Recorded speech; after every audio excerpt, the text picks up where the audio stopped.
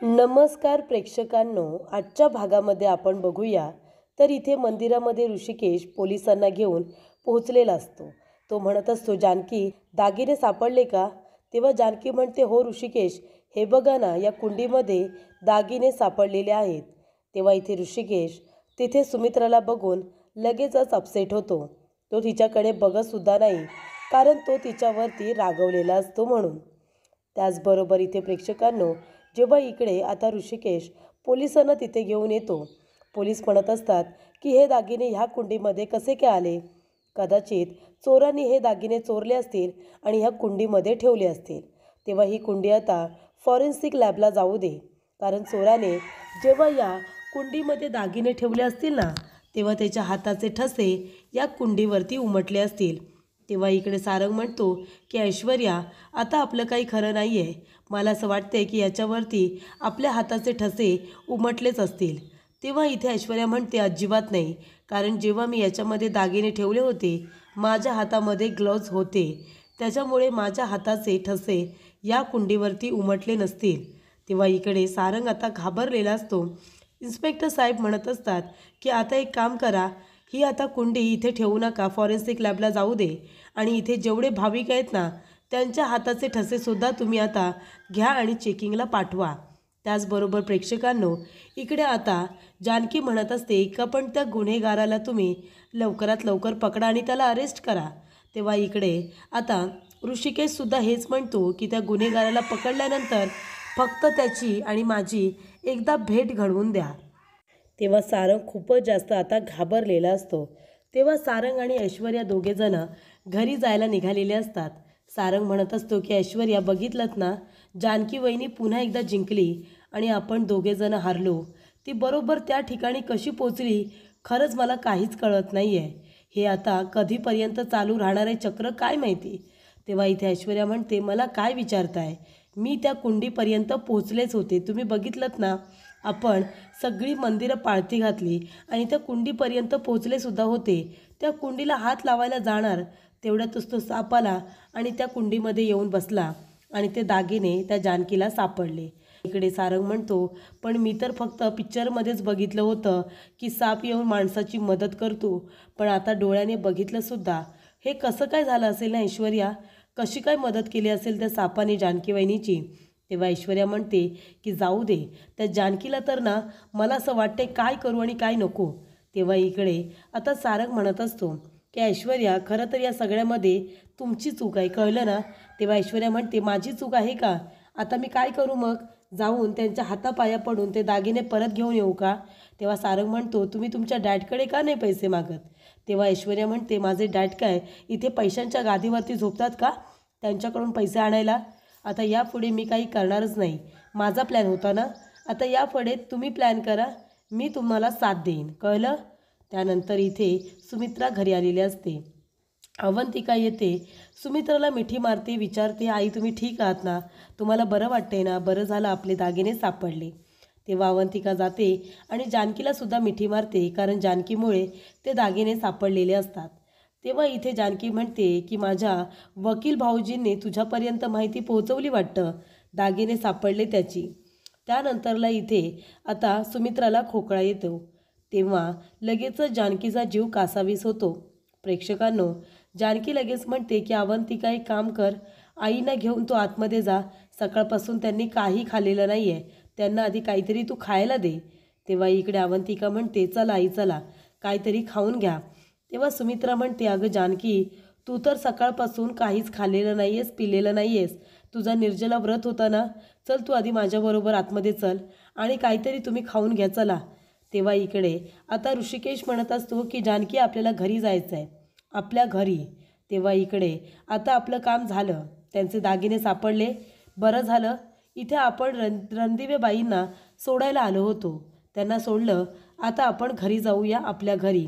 तिकडे आपली ओवी वाट बघत असेल, सगुणा तरी किती उशीर थांबणार अजून, चल आपण जाऊया। त्यानंतरला इथे जानकी घरी जायला तयार होते। जेव्हा ऋषिकेश म्हणतो की आपल्या घरी जाऊया, आपण इथे रणदिवेबाईंना सोडायला आलो होतो, तेव्हा इथे सुमित्राला फार वाईट वाटतं। तेव्हा जानकी म्हणते, ऋषिकेश, आई बोलवतायत ना, चला आतमध्ये जाऊया। तेव्हा ऋषिकेश जानकीला म्हणतो, सांगितलं ना आपल्याला निघायचं आहे म्हणून, आणि तिच्याकडे पाठ करून उभा राहतो.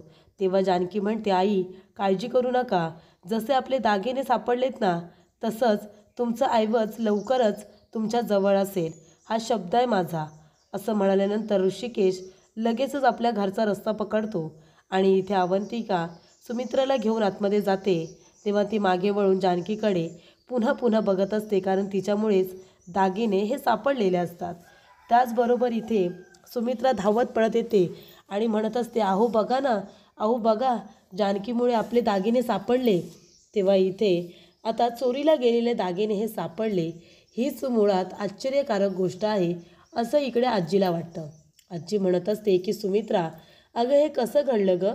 म्हणजे चोरीला गेलेले दागिने हे सापडले ह्या कलियुगात? तेव्हा इथे सुमित्रा म्हणत असते, अगं तुला माहिती आहे का आई, हे दागिने जानकीमुळे सापडले. जानकीने आपल्या घरावरती आलेलं संकट दूर व्हावं, दागिने सापडावे म्हणून तिने निर्जला व्रत ठेवला होता. आणि ती म्हणते की महादेव, आता तुम्हीच इथे मला संकेत द्या, मला सांगा की आमचे दागिने कुठे आहेत म्हणून.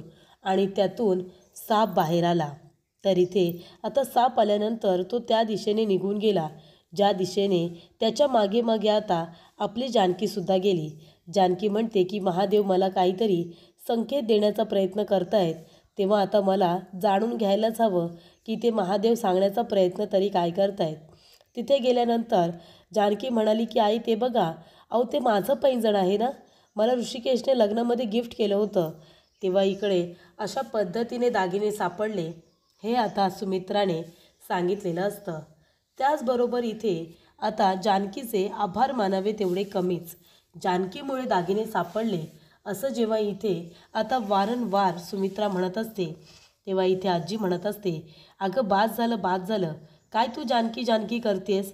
हे दागिने ना जानकीमुळे मिळालेले नाही आहेत, त्या नागामुळे मिळाले, त्या सापामुळे हे दागिने मिळालेले आहेत. तेव्हा जर तुला आभार मानायचे असतील ना तर त्या सापाचे मान, जानकीचे नाही, असं आजी म्हणते. तेव्हा सुमित्रा म्हणते, अगं आई तू काय असं बोलतेस गं? हे जानकीमुळे दागिने मिळालेत म्हणून मी जानकीचं कौतुक करते, पण तुला तर खरं कधी कळतच नाही आणि जानकीचं कौतुक तू तर कधी करणारच नाही. जाऊ दे, अहो बघितलंत ना, हे दागिने फक्त काय माझ्या एकटीचे नाही आहेत हो, याच्यामध्ये पार्वती ताईंचे सुद्धा दागिने आहेत, त्याचबरोबर याच्यामध्ये आपल्या जानकीचे सुद्धा दागिने आहेत. आणि हे दागिने जर हरवले असते ना तर मी स्वतःला कधीच माफ केलं नसतं. आणि हे असे दागिने जानकीने शोधून दिलेत, एक प्रकारे आपल्यावरती तिने उपकारच केलेत. हे दागिने आता मी जपून ठेवणार आहे. तेव्हा इथे आजी म्हणते, मिळाले ना दागिने, मग आता तरी जपून ठेवा, कळलं का? तेव्हा इकडे आता पुन्हा एकदा तिचा श्वास परत आल्यासारखं तिला वाटत असतं. सुमित्रा म्हणते, एक काम करतेस का अवंतिका, तू देवघरात जा आणि देवासमोर आहे ना साखर ठेव, कारण का आपले हरवलेले दागिने परत मिळालेत म्हणून. त्यानंतरला इथे ऋषिकेश आणि जानकी दोघेजणं घरी आलेले असतात. तेव्हा ऋषिकेश सगुणाला म्हणतो, सगुणा झोपली का ओवी? तेव्हा सगुणा म्हणते, हो दादा झोपली ती. तेव्हा इथे जानकी म्हणते, तिने काही खाल्लं का? तेव्हा सगुणा म्हणते, हो तिला मी भरवलं, ती जेवली आणि मग शांतपणे झोपली. ताई दागिने सापडले ना? तेव्हा जानकी म्हणते, हो सगुणा दागिने सापडले. तेव्हा इथे सगुणा म्हणते की चला, महादेवांची कृपाच झाली आणि दागिने तर मिळणारच होते, कारण तुम्ही सकाळपासून निर्जला व्रत ठेवला होता ना, मग दागिने कसे काय नाही सापडणार? तेव्हा इकडे आता जानकी म्हणते, सगुणा चल आपण सुद्धा जेवून घेऊया. तेव्हा सगुणा म्हणते, नाही नको, हे सुद्धा आता घरी येतील ना, आम्ही दोघेजणं सोबतच उपवास सोडू, आता मी जाते. तेव्हा इथे सगुणा आता गेलेली असते. तेव्हा जानकी म्हणते, चला ऋषिकेश मी तुम्हाला जेवायला वाढते. तेव्हा तिला आता चक्कर येते. तेव्हा इकडे जानकी म्हणते, काही नाही ऋषिकेश, अहो मला थोडी चक्कर आली बास. तेव्हा ऋषिकेश म्हणतो, चक्कर येईल नाही तर काय, अगं सकाळपासून तू काही खाल्लेलं नाही आहेस, तू काही प्यायलेले नाही आहेस, तुझा निर्जला व्रत आहे, मग तुझी तब्येत बिघडणारच ना. आता मी तुझं काही ऐकणार नाही आहे, तू चल बरं माझ्याबरोबर, आता मी तुला जे वाढणार आहे ना ते गुपचूप तू खायचं आहे, कळलं तुला? तेव्हा ऋषिकेश जानकीला बसायला टाकतो आणि त्यानंतरला ती बसल्यानंतर इथे जानकी म्हणत असते, ऋषिकेश पूर्ण हंतरानं दोघेजणं बसू. ऋषिकेश म्हणतो, नाही नको, तू एकटी बस. आणि तो प्लेटमध्ये साबुदाण्याची खिचडी घेतो आणि स्वतःच्या हाताने जानकीला भरवत असतो. तेव्हा तो म्हणत असतो की घे खा, किती दगदग करतेस तू. तेव्हा इथे जानकी ऋषिकेशला भरवत्याने म्हणते, तुम्ही तरी कमी दगदग करता का? तुम्हीसुद्धा किती मेहनत करता, किती कष्ट करता. त्यानंतरला प्रेक्षकांनो, इथे आता जानकीमुळे दागिने कसे सापडले हे आता सुमित्रा सगळ्यांना सांगत असते, अवंतिकाला, त्याचबरोबर सौमित्रला. तेव्हा ती म्हणते, अरे बघितलंस का तू सौमित्र, अरे मला तर खूप जास्त टेन्शन आलं होतं रे, पण आपल्या जानकीने करून दाखवलं. आणि तो साप जेव्हा तिथून आला ना, तेव्हा जानकीला अजिबात भीती वाटली नाही. ती त्या सापाच्या मागे मागे गेली. तेव्हा इकडे आता आजी म्हणत असतात, अगं ती देवाचं रूप नाही आहे ना, ती शैतानाचंच रूप आहे. कारण का, ती नेहमी अशा लोकांची पूजा करत असते, म्हणजे हडळ असू दे, त्याच्यानंतरला राक्षस असू दे, अशा लोकांची ती पूजा करते. बघा, ती भानामती वगैरे करेल तुझ्यावरती. त्या सापाला सुद्धा तिने स्वतःमध्ये असं कंट्रोल करून ठेवलं होतं, बरोबर की नाही. नजर कैदेत ठेवलं होतं, म्हणून तर सापाने तिला दागिने मिळवून दिले ना. तसं तुला ती कधीतरी जानकी आहे ना नजर कैदेत ठेवेल सुमित्रा, आणि मग तू तुझ्यावरती मोहिनी टाकल्यावरती एक एक दागिना तिला काढून देशील. तेव्हा इकडे तुम्हा लोकांना हे खोटं वाटते का हे सगळं खरं आहे? खरं तर दागिने त्या जानकीनेच चोरले होते आणि त्या कुंडीमध्ये ठेवले होते. मला विचारा ना तुम्ही, तीच खरी चोर आहे. तेव्हा इकडे आता जानकी म्हणत असते, ऋषिकेश असं का केलं तुम्ही? आई आपल्याला आतमध्ये बोलवत होत्या ना, मग आपण गेलो असतो तर काय झालं असतं? आईंना किती वाईट वाटलं. तेव्हा इकडे ऋषिकेश म्हणत असतो की आपण त्यांना फक्त तिथे सोडायला गेलो होतो, आपण त्या घरामध्ये कधीच जायचं नाही आहे. ज्या घरातून माझ्या बायकोला हाकलून दिलं त्या घरामध्ये मी मरेपर्यंत पाऊल ठेवणार नाही, अशी मी शपथ घेतली, माहिती आहे ना तुला. तेव्हा जानकी म्हणते, अहो माणसं महत्त्वाची असतात, नाती महत्त्वाची असतात, रागाच्या भरामध्ये तोंडातून आलेले शब्द महत्त्वाचे नसतात ऋषिकेश. आणि ते आपलं घर आहे. हे बघा, आपलं घर आहे ते, आपण आपल्या माणसांना माफ नाही करायचं तर कोण करणार? आणि कुठल्या घरामध्ये भांडणं नसतात? घरोघरी मातीच्या चुली. प्रत्येक घरामध्ये भावाभावांची, इथे सासू सुनांची भांडणं असतातच की.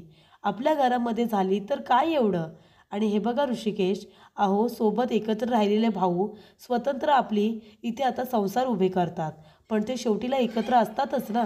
मोठी माणसं ही आपल्या पाठीवरती हात ठेवणारी असतात, त्यांच्याकडे पाठ फिरवायची नसते. तेव्हा इथे ऋषिकेश म्हणतो, आणि जानकी, मोठी लोकं जेव्हा आपल्याकडे पाठ फिरवतात ना, तेव्हा पुन्हा त्यांची तोंडं बघण्यासाठी त्या ठिकाणी आपण परत जायचं नसतं. मी त्या घरामध्ये कधीच जाणार नाही आहे. आणि तसंही रणदिवेबाईने मला कुठे बोलावलं होतं? तुलाच तर बोलावलं होतं ना. तेव्हा जानकी म्हणते, ऋषिकेश असं नका करू, तुम्ही काय बोलताय हे? आई म्हणाल्या की घरामध्ये चला. अहो आईसाठी सगळी मुलं सारखीच असतात, पण तुम्ही घरामध्ये आला नाहीत. त्या तुम्हाला काही बोलायला जाणार तेवढ्यातच तुम्ही म्हणालात की जानकी घरी चल म्हणून, आणि त्यांच्याकडे तोंड फिरवलं. मग त्या काय करणार होत्या? त्यांना किती वाईट वाटलं असेल या गोष्टीचं. तेव्हा इकडे ऋषिकेश म्हणतो, जानकी, मी हे सगळं जे काही करतोय ना, ते तुझ्यासाठी करतोय गं. आता त्या घराशी माझा काही संबंध नाही असं जरी मी म्हणत असलो तरीसुद्धा मी त्या ठिकाणी आलो ना, जेव्हा तू म्हणालीस की सावकाराकडे जाऊया, मी तिथे आलो, दागिने शोधायला मदत केली, बरोबर की नाही. हे सगळं मी तुझ्यासाठी करतोय, कारण माझं तुझ्यावरती प्रेम आहे आणि तुझं त्या रणदिवेंवरती.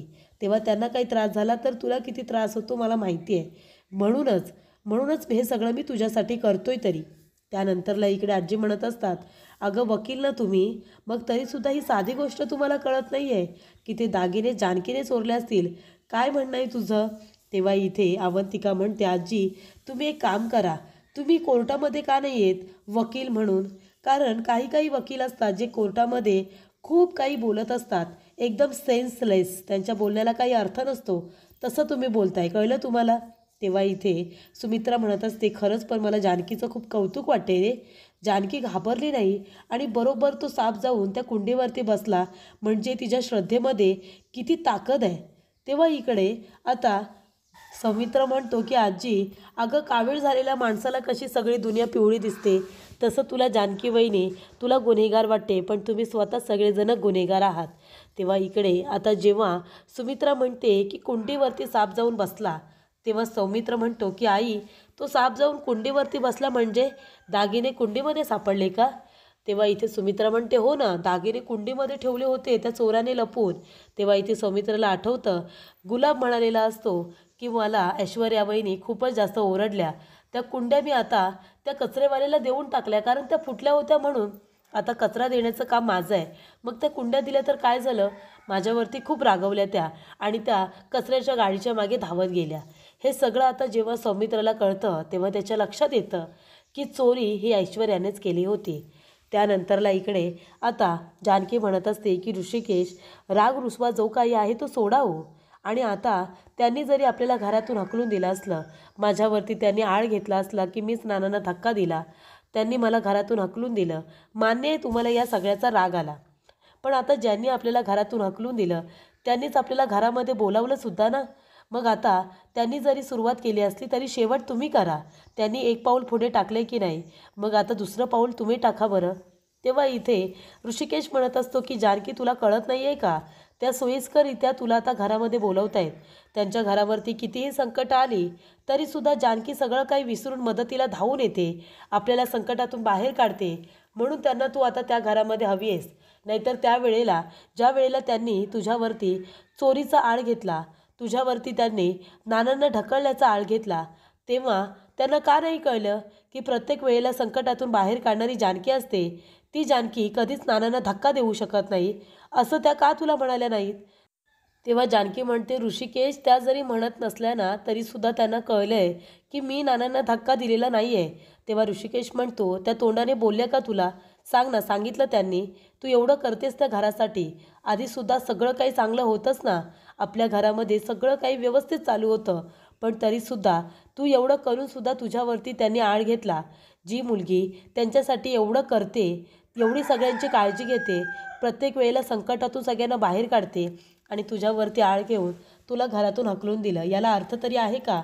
तर इथे सौमित्र म्हणत असतो की मला कळलं आहे की इथे ऐश्वर्यानेच ते दागिने चोरले होते. आणि तेवढ्यातच तिथे आता ऐश्वर्या आणि सारंग दोघेजणं घरी आलेले असतात. तेव्हा सारंग म्हणतो की मी काय करू मला कळत नाही आहे. आज दिवसभरामध्ये त्या सावकाराच्या माणसांचा फोन आलेला नाही आहे. आता ते लोक काय बोलतील काय माहिती. त्यानंतरला इथे सावकाराच्या माणसांचा फोन नाही तर सावकार स्वतःच तिथे आलेला असतो आणि तो म्हणतो, काय रणदिवे, काय अवस्था झाली तुमची, का हो असं काय झालं आहे, तुम्ही कचऱ्यातून आल्यासारखं वाटतंय. तेव्हा तो म्हणतो, काय झालं, पैसे झाले का जमा, कधी देते माझे 5 कोटी रुपये. तेव्हा इथे सारंग म्हणत असतो की हे बघा सावकार, मी हात जोडतो तुमच्यासमोर, आज दिवसभर मी पैशांची जमवाजमव करत होतो, दिवसभरामध्ये 1 रुपयासुद्धा आम्हाला मिळालेला नाही आहे, आम्हाला फक्त थोडीशी मुदत वाढवून द्या. तेव्हा सावकार म्हणत असतो की काय भीक मागायला गेला होतात की काय दिवसभर, म्हणून अशी अवस्था झाली. बरं ठीक आहे, तुम्ही एक काम करा, मला पैसे तुम्ही परत करू नका. तुम्ही एक काम करा, तुम्ही आता उद्या घरच खाली करा. 4 वाजता तुमच्या घराचा लिलाव होणार आहे. तुम्ही 2 वाजेपर्यंत संपूर्ण घर खाली करायचं. 4 वाजता तुमचं घर दुसरं कुणाचं तरी होईल. तेव्हा सारंग म्हणतो, असं करू नका साहेब, मी तुमच्यासमोर हात जोडतो, असं करू नका. अहो, आमचं घर आमचं सर्वस्व आहे, आमचं घर आमच्यापासून हिरावून घेऊ नका. तुम्ही जर आमच्या घरातून आम्हाला हकलून दिलं तर आम्ही कुठे जायचं. तेव्हा इकडे सावकार म्हणतात की तुम्ही एक काम करा, आता फुटपाथवरती कुठेतरी जागा मिळते का ते शोधून ठेवा, कारण उद्या तर तुम्ही तुमच्या घरामध्ये राहणार नाही. 4 वाजता तुमचं घर दुसरं कुणाचं तरी झालं असेल. तेव्हा सारंग म्हणतो, असं कसं, ते आमचं घर आहे. तेव्हा सावकार म्हणतो, होतं, आता ते तुमचं घर नाही आहे, उद्या 4 वाजता ते दुसरं कुणाचं तरी होणार आहे, कळलं तुम्हाला, घर खाली करून ठेवायचं. त्यानंतरला इथे प्रेक्षकांनो आता जानकी देवाजवळ बसलेली असते, देवाचे आभार मानत असते. ती म्हणत असते की देवा, तुमचे खूप खूप आभार, घरातले दागिने सापडले आणि आईंना खूप आनंद झाला. असंच आमच्या घरावरती आलेलं संकट दूर करा देवा. तेवढ्यातच इथे आता जानकी म्हणत असते की आमचं घरसुद्धा जाऊ देऊ नका, जसे दागिने सापडले तसंच घर वाचवण्याचा काहीतरी मार्ग सापडू दे.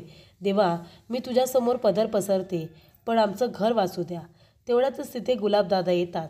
गुलाबदादा म्हणत असतात की वहिनीसाहेब, वहिनीसाहेब, अहो आपलं घर जाणार आहे, आपलं घर जाणार आता हातातून. तेव्हा जानकी म्हणते, गुलाबदादा असं काय बोलताय तुम्ही, असं अभद्र बोलू नका, आपलं घर कुठेही जाणार नाही आहे, नाही जाणार आपलं घर. तेव्हा गुलाबदादा म्हणतात, नाही वहिनीसाहेब, आपलं घर जाणार आहे.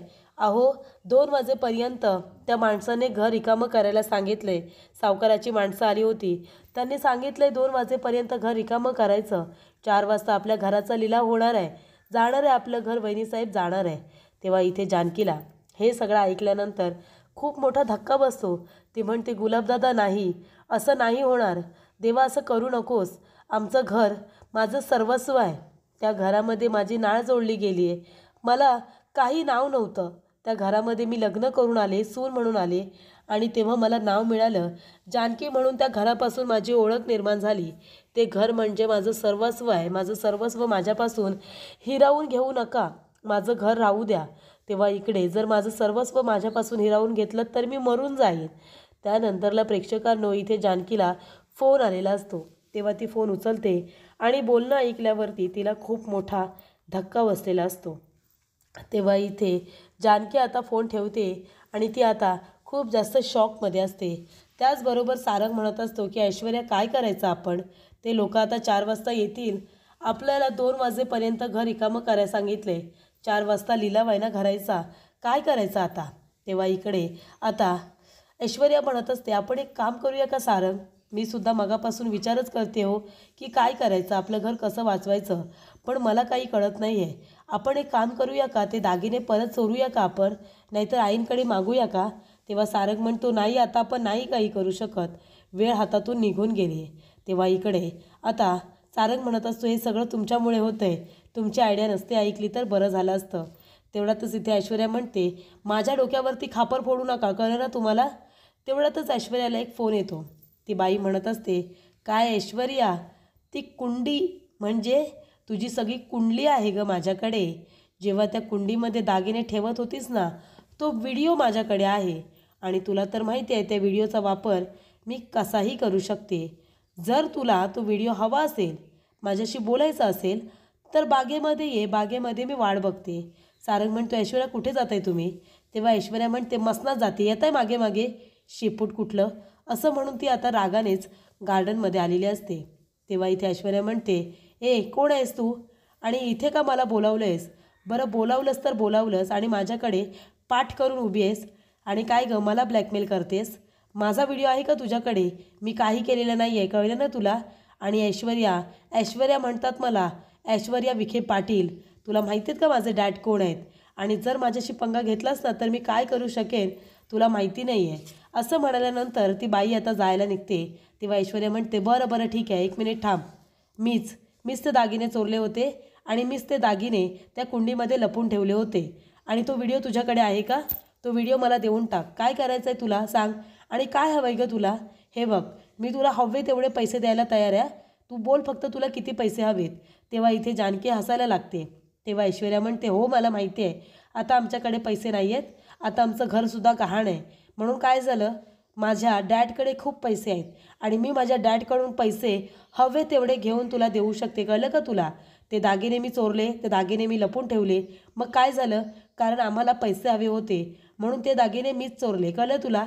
मग आता सांगितलं ना सगळं, बोल ना तुला किती पैसे हवेत म्हणून. आणि माझ्याकडे पाठ करून काय उभी आहेस गं? माझ्याकडे फुडा कर बरं, कोण आहेस ते बघू दे मला आधी. तेव्हा इकडे आता ऐश्वर्याकडे जानकी फुडा करते. ते दुसरी तिसरी कुणी नसून ती जानकी असते. पण तरीसुद्धा इथे आता जानकी तिच्या मोबाईलमध्ये तिने सगळं रेकॉर्ड केलेलं असतं, व्हिडिओ रेकॉर्डिंग केलेलं असतं.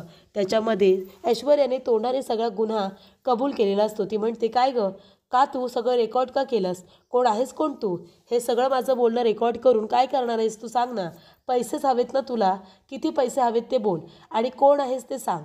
तेव्हा इथे ऐश्वर्या त्या बाईला तोंड दाखवायला सांगते. तर ती दुसरी तिसरी कोणी नसून ती जानकी असते. जानकीने आता सगळा गुन्हा ऐश्वर्याच्या तोंडून कबूल करून घेतलेला असतो. तेव्हा इथे ऐश्वर्या म्हणते, जानकी तू इथे? आणि तिला आता खूप मोठा धक्का बसलेला असतो. तर इकडे आता खूपच हुशारीने जानकीने खरा गुन्हेगार शोधून काढलेला असतो. तर पुढील भागामध्ये आपण बघूया, इथे जानकी तो व्हिडिओ घेऊन आता सौमित्रकडे येते. सौमित्र म्हणतो, वहिनी पण ह्या व्हिडिओचं काय करायचं? तेव्हा इथे जानकी म्हणते, हा व्हिडिओ आपण सोयीस्कररित्या वापरायचा, याचा आपण वापर करून घ्यायचा. हे सगळं कारस्थान ऐश्वर्याने केलं आहे ना, आणि तिने तिच्याच तोंडाने गुन्हासुद्धा कबूल केला आहे. हे सत्य आपण सगळ्यांना सांगू शकतो. त्याचबरोबर इथे आता सुमित्रा म्हणत असते, अहो काय करायचं आता? आपलं घर सोडून आपल्याला जावं लागते, आता काय करायचं? तेव्हा इथे नाना म्हणत असतात की जानकी जानकी आहे ना, कुलूप कुलूप देवघर मंदिर असं ते आता म्हणत असतात, कुलूप किल्ली. त्यानंतरला इथे आता सगळं काही जाऊन सांगितलेलं असतं हे ऐश्वर्याला. सारंग म्हणतो की मला असं वाटतंय की नक्कीच त्या कड्यामध्ये काहीतरी आहे. तेव्हा ऐश्वर्या म्हणते मला पण तसंच वाटतंय, पण काय असेल? आपल्याला त्या कड्यात नक्की काय आहे हे शोधून काढायला हवं. तेव्हा जानकी बरोबर देवघराचा आता तिला पासवर्ड मिळालेला असतो. ती उघडते आणि त्याच्यामध्ये तिला सगळे पुरावे मिळतात. त्याचबरोबर इथे सावकार आता जेव्हा सुमित्राला घरातून हकलतो तेव्हा तिथे जानकी मदतीला आलेली असते.